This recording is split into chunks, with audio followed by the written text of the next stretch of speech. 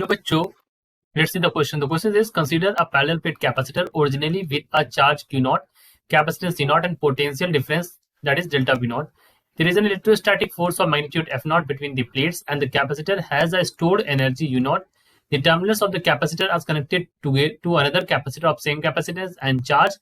A dielectric slab with KE that is greater than 1 is inserted between the plate of the first capacitor which quantity decreases.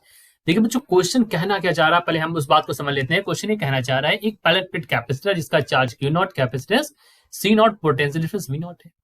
यहाँ पर force लग रहा है plates के बीच में। अब हमने क्या किया, यहाँ पर एनर्जी स्टोर U नॉट है, हमने इसको कनेक्ट कर दिया दूसरे कैपेसिटर से जिसकी कैपेसिटेंस सेम है, चार्ज भी सेम है। फिर हमने एक डाइलेक्ट्रिक स्लैब डाल दी, और डाइलेक्ट्रिक स्लैब कैसी डाली, जिसका कि K ग्रेटर देन 1 है। तो कौन सी क्वांटिटी डिक्रीज होगी ये बताना है। इस क्वेश्चन को समझने के लिए हम आपको की कॉन्सेप्ट को बताते हैं। देखिए, हमें पता है that Q is equal to क्या होता है, CV। तो V इज इक्वल टू क्या होगा, यहाँ पर V इज इक्वल टू हो जाएगा Q बाई C। ठीक, V is equal to Q by C। V हमारा क्या है, V हमारा है पोटेंशियल। V आपका क्या दिखाता है, V is our potential. Q हमारा क्या है, Q हमारा चार्ज है यहाँ पर, और C आपका क्या है, C आपका है कैपेसिटेंस। ठीक है, तो अगर आप यहां पर डाल देंगे कोई भी डाइलेक्ट्रिक, अगर आप कोई डाइलेक्ट्रिक इंसर्ट करते हैं जिसकी डाइलेक्ट्रिक कांस्टेंट की वैल्यू जो K है ग्रेटर देन 1 है फॉर डाइलेक्ट्रिक, अगर आप ये इंसर्ट कर देंगे तो बच्चों जो कैपेसिटेंस होता है C इज इक्वल टू होता है K times of C not. यानी कि जो ओरिजिनल कैपेसिटेंस है वो हमारी जो नई कैपेसिटेंस होगी वो हमारी इंक्रीज कर जाएगी। यहाँ पर C is equal to K times of C not.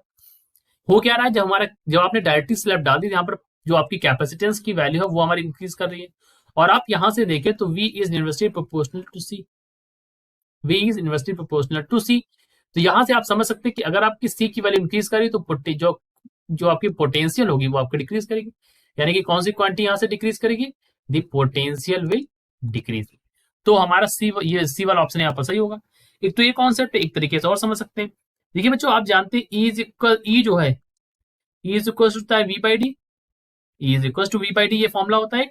यानी कि अगर हमारा E इंक्रीज करता है तो हमारा V भी इंक्रीज करता है, और अगर हमारा इलेक्ट्रिक फील्ड जो है ये डिक्रीज करती है तो हमारी पोटेंशियल भी डिक्रीज करती है। E बच्चों हमारा इलेक्ट्रिक फील्ड है, V हमारा पोटेंशियल, D डिस्टेंस है।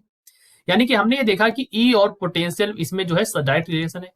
तो एक चीज आप ये भी जान लीजिए साथ में कि E इज इक्वल टू क्या होता है, E इज इक्वल टू होता है हमारा सिग्मा बाई एप्सिलॉन नॉट। इस यहां से भी हम इस चीज को एक्सप्लेन कर सकते थे। तो यहाँ पर सिग्मा को आप क्या लिख सकते हैं, सिग्मा इज इक्वल टू लिख सकते हैं Q बाई E। सिग्मा हमारी चार्ज डेंसिटी है बाय एप्सिलॉन नॉट।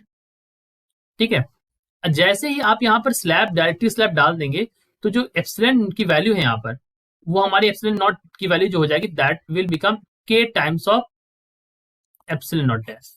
तो अगर आप यहाँ पर लिखेंगे तो E की वैल्यू यहाँ पर क्या हो जाएगी, E is equal to Q A K times of epsilon naught dash. यानी कि E जो है दैट हैज बिकम क्या हो, यहाँ पर इसको आप एप्सिलॉन लिख दीजिए, कोई दिक्कत नहीं होगी यहाँ पर। तो यहाँ पर आप इसको लिख सकते हैं that is equal to Q by A epsilon naught. ठीक है, यानी कि आप इसको लिख सकते हैं ओरिजिनल जो मतलब थी इनिशियल थी उसका K टाइम्स डिक्रीज हो गया। यानी कि अगर आपने देखा इलेक्ट्रिक फील्ड डिक्रीज हो गई है तो हमारा पोटेंशियल भी डिक्रीज हो जाएगा। तो एक ये थोड़ा लंबा मतलब एक्सप्लेनेशन है, और एक शॉर्ट में आप ऐसे समझ सकते हैं। बोथ आर एक्सप्लेनिंग दैट हमारी जो क्वांटिटी डिक्रीज हो रही दैट इज पोटेंशियल। ठीक है, so this is our answer. I hope you understood it well. Best of luck.